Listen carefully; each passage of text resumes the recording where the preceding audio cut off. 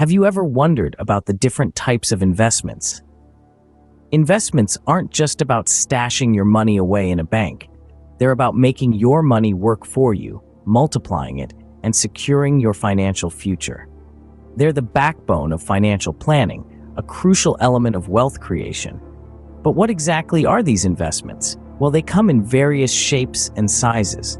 Some people invest in real estate or start a business, while others prefer to invest in financial products. Today, we're going to focus on three main types of financial investments: stocks, bonds, and mutual funds. Stocks, bonds, and mutual funds each have their own unique characteristics, risks, and rewards.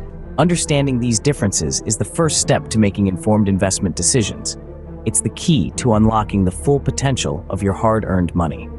So curious to know more about stocks, bonds, and mutual funds? Keep listening. Imagine owning a piece of your favorite company. That's essentially what stocks are. They represent a slice of a company that you as an investor can own. You've probably heard people talking about buying shares, right? Well, that's what they mean. When you buy a share, you're buying a piece of a company's success, a part of its future growth, and its potential profits. Now you might think, great, I'll buy shares in a bunch of successful companies and watch my wealth grow. But hold on a minute. While stocks can indeed provide high returns, they also come with a fair share of risks. The value of a stock is tied to the company's performance, which can be influenced by a multitude of factors, both internal and external.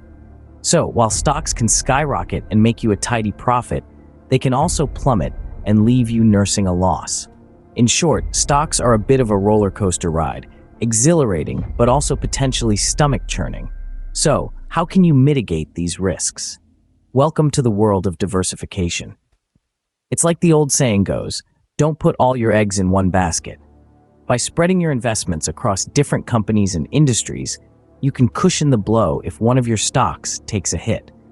You see, not all sectors perform well at the same time. When one industry is struggling, another might be thriving. So by owning a diverse portfolio of stocks, you're not relying on a single company or sector for your financial success. But remember, even with diversification, investing in stocks is not a guaranteed path to wealth. It requires research, patience, and sometimes a strong stomach for market volatility. However, if you're willing to ride the ups and downs, stocks can be a potent tool in your investment arsenal. Remember, with stocks, there's potential for considerable gains, but you're also taking on more risk. So, always ensure you're informed and prepared before diving into the exciting world of stock investments. Ever thought of being a lender rather than a borrower? That's the concept behind bonds. Imagine for a moment, you've got cash to spare, and a business or even a government body needs funds for a project. Instead of going to a bank, they come to you. You lend them the money, and in return, they promise to pay you back after a specified period with interest. That, in essence, is what a bond is. Bonds are a form of loan, but instead of borrowing from a bank, organizations issue bonds to raise money from investors willing to lend them money for a certain period. Now you might be wondering, what's in it for you? Well, as a bondholder, you'll receive interest payments, usually twice a year, for the duration of the bond. And when the bond reaches its maturity date, you'll get back the initial amount you lent, known as the principal. Interestingly, bonds are often seen as less risky than stocks. Why? Because even if the company or government issuing the bond were to fall on hard times, they're legally obligated to pay you back. That's not to say there's no risk at all, but generally, it's lower. However, as with all things in life, there's a trade-off. While bonds are safer, their returns are typically not as high as those you might see from stocks. The interest rate on a bond is usually fixed, so even if the economy booms and interest rates rise, your returns stay the same. In other words, safety comes with a price. But don't let that discourage you. Bonds can be a great addition to an investment portfolio, providing a steady income and a safety net during economic downturns. And if you're the kind of person who prefers a quieter ride on the investment roller coaster, bonds might just be your ticket. With bonds, you're playing it safer, but the returns may not be as high as stocks. Want to invest in a diversified portfolio without the hassle of managing it? Enter mutual funds. These funds are a popular choice amongst investors, and for good reason. But what exactly are mutual funds? Well, think of them as a collective investment scheme, professionally managed and designed to pool money from multiple investors. This pooled capital is then invested into a wide array of securities, such as stocks, bonds, and other assets. Now, why would you consider investing in mutual funds? One significant advantage is diversification.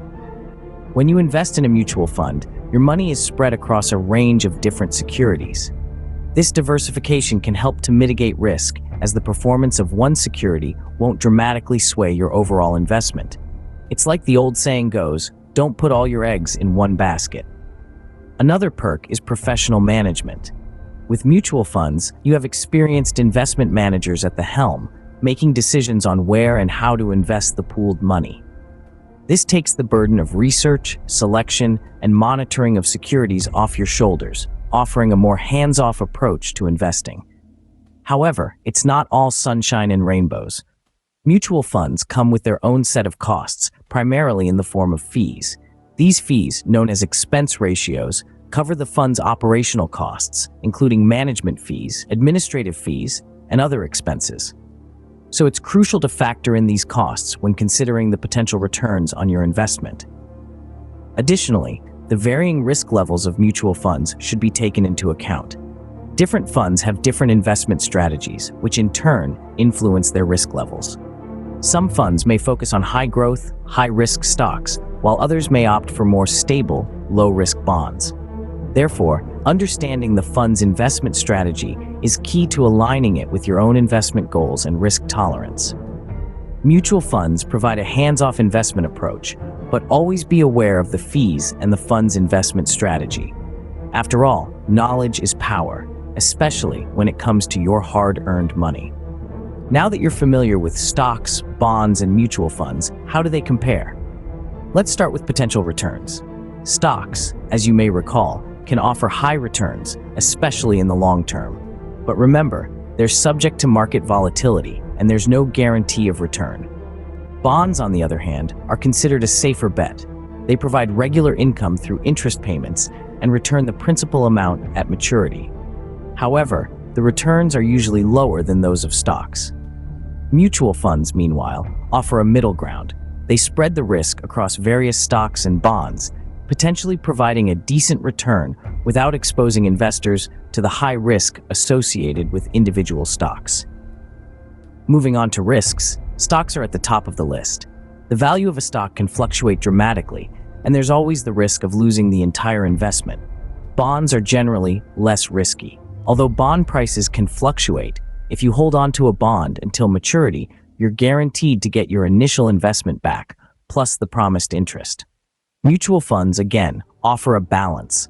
They spread the risk across a variety of investments, reducing the potential for a single investment's poor performance to significantly impact the overall portfolio. Finally, let's talk about management efforts. Stocks require the most involvement. You need to research companies, understand market trends, and make timely decisions about buying and selling. Bonds, conversely, are pretty straightforward. Once you buy a bond, you just wait for it to mature. Mutual funds require some research to choose the right fund, but once you've made your choice, the fund manager takes care of the rest. In a nutshell, stocks offer the potential for high returns, but come with high risk and require active management. Bonds are less risky and require minimal effort, but the returns are typically lower. Mutual funds strike a balance, offering potentially decent returns, diversification of risk, and relatively low management effort. Each investment type has its pros and cons. It's all about finding the right balance for you. Investing is a key part of financial planning, and understanding your options is crucial. We've taken an in-depth look at stocks, bonds, and mutual funds, each with their unique benefits and risks. Stocks offer potential for high returns, but come with greater risk. Bonds, on the other hand, provide a steady income stream and are generally safer than stocks. Mutual funds provide a balanced approach, offering diversification by combining various stocks, bonds, and other assets. What's important to remember is that each type of investment aligns differently with individual financial goals and risk tolerance. Some may find stocks appealing for their growth potential, while others may prefer the stability of bonds or the diversified approach of mutual funds. Investing isn't about following the crowd. It's about understanding your financial landscape, assessing your comfort with risk, and aligning your investments accordingly. Remember, investing is not a one-size-fits-all approach. Do your research, understand your options, and make informed decisions. Happy investing.